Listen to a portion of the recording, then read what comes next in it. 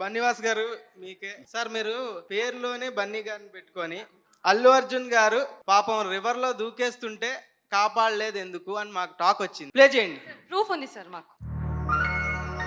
I really love her.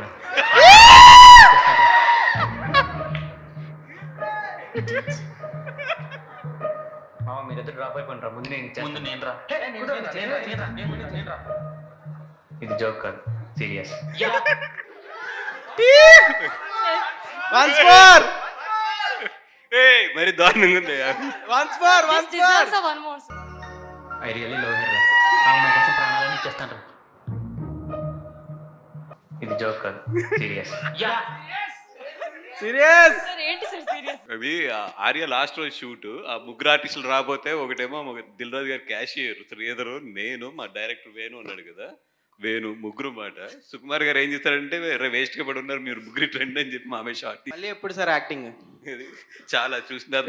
చాలా బాగా చేశారు సార్. Very natural. మావిడ గట్టిగా తిట్టింది, అప్పటి నుంచి మళ్ళీ మీకు కనపడలేదు తర్వాత. యాక్టింగ్ బాబు నిన్నే ఇదిగో మా మిత్ర మండలిలో ఏదో రీల్ చేయించారు. తర్వాత నాకే చూసి నేనే ట్రోల్ అవుతానని ఆపేసాను, నేను రానివ్వలేదు. అది మీరు హీరోలకి ప్రాఫిట్లు వస్తే బెంజ్ కార్లు కొనిస్తారని టాక్.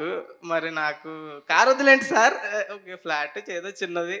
ఇప్పుడు నీకు ఒక షాకింగ్ విషయం చెప్తా, నువ్వే బుక్ అయ్యేదా? అయ్యో అయ్యో లేదా దా చెప్తా. కాదు, ఇప్పుడు ఈ వాచ్ ఉంది కదా, ఇది అలా వైకుంఠపురంకి బన్నీ గారు కొనిచ్చారు. అయ్యో అయ్యో.